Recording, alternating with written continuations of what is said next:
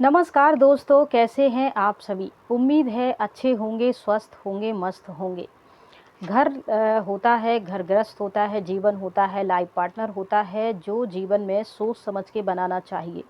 क्योंकि जीवन में कैरियर और लाइफ पार्टनर बार बार नहीं बदले जाते। एक बार जो सेट हो गया तो उसी को हमें अपने जीवन में सोच समझकर समझदारी से आगे बढ़ाना चाहिए, ना कि बार बार इन चीज़ों को बदलने, लड़ाई झगड़ा करने, छोड़ने की धमकी देने, नए नए पार्टनर बनाने। इन सब से ज़िंदगी बर्बाद ही होती है, कोई आबाद नहीं होती।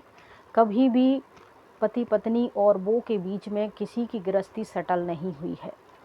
चलिए आज हम इन सब बातों पे नहीं जाकर एक ऐसे दिल दहलाने वाली कहानी पर आते हैं जो रिश्तों को शर्मसार करती है। जी हाँ, मध्य प्रदेश के शिवपुरी ज़िले की मामला है। यहाँ रिश्तों को शर्मसार करने वाला। यहाँ एक पिता अपनी 15 वर्षीय बेटी के साथ पहली बार दुष्कर्म की घटना को अंजाम देता है। लड़की विरोध करती है तो वो उसके साथ हाथापाई करता है, मारपीट करता है और जब भी लड़की को अकेला देखता है उसके साथ शर्मनाक हरकत करता है। ऐसा चलता ही जा रहा था कि एक दिन उसका बड़ा भाई ये सब कुछ देख लेता है। लड़की जब अपने रोने की और पिता के मारने की वजह भाई पूछता है तो उसका पिता उसको इशारे से चुप रहने के लिए कहता है, लेकिन लड़की फिर भी रोते हुए अपने बड़े भाई को अपने पिता की हुई दरिंदगी की सारे किस्से सुनाती है। वह बताती है कि जब भी मैं घर में अकेली होती हूँ, पिता आते हैं, दिन हो रात हो, सुबह दोपहर शाम, कभी भी मेरे साथ दुष्कर्म करते हैं, ज़बरदस्ती करते हैं, गंदी अश्लील हरकतें करते हैं। पिता वहाँ से चले जाते हैं। इसके बाद भाई कुछ नहीं कहता और लड़की को चुप रहने की सलाह देता है। वह समझाता है कि घर का मामला है, अगर बाहर किसी से कुछ कहा तो बदनामी होगी, बेहतर होगा कि तुम शांत रहो। इसके बाद तो बड़े भाई ने भी हद कर दी। अपना मोबाइल निकाला और अश्लील वीडियो बहन को दिखाना शुरू किया।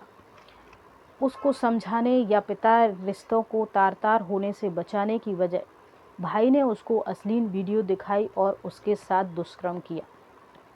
इसके बाद तो हद ही हो गई। जब भी मौका मिलता पिता लड़की के साथ दुष्कर्म करता और मौका मिलता भाई लड़की के साथ दुष्कर्म करता। इन दोनों की घटना से लड़की परेशान, आखिर क्या हुआ फिर इस पूरे मामले का, कहाँ जाएं, किससे फरियाद करें, कहाँ शिकायत करें। आज ये कहना बिल्कुल गलत नहीं होगा कि जो महिलाएं, लड़कियां हैं, जो कन्याएं हैं, वो अपने खुद के घर में, खुद के लोगों के बीच में, सगे संबंधियों के बीच में सुरक्षित नहीं हैं। तो फिर आप किससे इनकी मदद की गुहार लगा सकते हैं। ऐसे लड़कियों के लिए या महिलाओं के लिए या सभी के लिए तो मैं सिर्फ अपने दिल से एक ही आवाज़ मेरी निकलती है कि हर महिला लड़की को अपनी आत्मरक्षा के लिए खुद ही सक्षम बनना होगा। अपने शौक श्रृंगार पूरे करने के लिए खुद को आत्मनिर्भर बनाना होगा। अपनी आत्मरक्षा, अपने स्वेच्छा के खिलाफ जो भी आपके साथ संबंध बनाता है, चाहे वो आप का दोस्त हो, लवर हो, पति हो, कोई भी हो, आप अपनी आत्मरक्षा के लिए कदम उठाएं, हिम्मत जुटाएं। क्योंकि आप पिता और भाई का जो पवित्र रिश्ता होता है, आज वो भी कहीं सुरक्षित नहीं है। घर के अंदर भी हम सुरक्षित नहीं हैं, तो फिर कहाँ फरियाद करें। ये मामला यहीं नहीं रुकता है। इसके बाद इस लड़की के साथ क्या हुआ, आइए शुरू से पूरी कहानी समझते हैं। ये पूरा कहानी है मध्य प्रदेश के शिवपुरी ज़िले के दरेरा थाना क्षेत्र की। यहाँ एक परिवार रहता है। परिवार में माता पिता हैं, 2 भाई हैं, 1 बहन है। एक भाई बड़ा है, बीच की बहन है 15 साल की और उससे छोटा 12-13 साल का एक भाई है। माता पिता में अक्सर घरेलू विवाद यानी झगड़े होते रहते थे किसी न किसी कारण से। एक दिन झगड़ा इतना बढ़ गया कि माँ परेशान होकर घर छोड़कर अपने मायके उड़ीसा चली गई। इसके बाद पिता अकेला। अब पिता को अपनी हवस बुझानी थी तो वो कहाँ जाए। अपनी 15 वर्षीय बेटी को जवान होते देख पिता की नीयत कब खराब हो गई पता ही नहीं चला।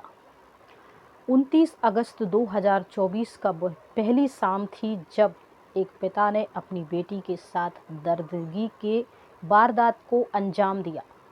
पहली बार जब उन्होंने ऐसा काम किया तब उनके माथे पर कोई सिकन, कोई पछतावा नहीं था। पूर्ण रूप से हवस को अंजाम देकर संतुष्ट होकर वह अपने काम में लग जाता है। इसके बाद तो जब वह अपनी लड़की को अकेला देखता है घर में, तभी इस घटना को अंजाम देता है, दुष्कर्म करता है। लड़की विरोध करती है, चीखती चिल्लाती है, मना करती है, लेकिन पिता का दिल कहाँ पसीजने वाला था। वह तो एक बहसी दरिंदे का उस समय आंखों में एक हवस, एक गिद्ध की तरह उसको लौंचने के लिए तैयार बैठा था। इसके बाद बड़े भाई ये घटनाएं देख लेते हैं। पिता के जाने के बाद भाई अपनी बहन को समझाता है, जो कुछ हुआ घर की बात है, घर के लोग हैं, बाहर बताओ कि बदनामी होगी, इससे अच्छा तुम शांत रहो। बड़ा भाई का फर्ज होता है अपनी बहन की रक्षा करना, उसके आत्मसम्मान का सम्मान करना। लेकिन यहाँ तो कुछ और ही इनके दिमाग में खिचड़ी बन रही थी। इन्होंने मोबाइल निकाला और अश्लील वीडियो अपनी बहन को दिखाना शुरू किया, और जैसे जैसे वीडियो में पोजीशन और घटनाएं हो रही थी, वैसे अपनी बहन के साथ भी घटना को अंजाम दिया। इसके बाद तो जब भाई को मौका मिलता भाई करता, जब बाप को मौका मिलता बाप करता, और बाप बेटे ने मिलकर बहन की ज़िंदगी, बेटी की ज़िंदगी नर्क बना दी। भाई ने तो हैवानियत की सारी हदें पार कर दी। बहन से कहता, मेरे सामने ही नहाओ, मेरे सामने ही कपड़े बदलो, मेरे सामने ही, यानी एक बहन के रिश्ते को तार तार करते हुए एक बीवी की तरह वह उसको देखने लगा, रखने लगा। इन सब से लड़की बहुत परेशान थी। एक दिन पिता ज़बरदस्ती उसके साथ कर रहा था और विरोध करने पर वह उसको डंडे से पीटने लगा। इतने में उसका जो छोटा भाई है वो आ जाता है। पिता वहाँ से भाग जाता है और बहन को मारने की वजह पूछता है। बहन सिसक के रो उठती है और बड़े भाई को बताई बात में वह डरी सहमी सी, लेकिन अपने आप को संभालते हुए, अंदर से समझाते हुए छोटे भाई को भी अपने साथ हुई दरिंदगी की सारी दास्तां बयां करती है। वह बताती है कि कैसे एक पिता बहसी बना उसके आत्मसम्मान को तार तार करता है। जब इसकी बात बड़े भाई को बताई तो उसने भी मेरे साथ अश्लील हरकतें की और मुझे अश्लील वीडियो दिखाकर मेरे साथ ऐसी ही हरकतें करता है।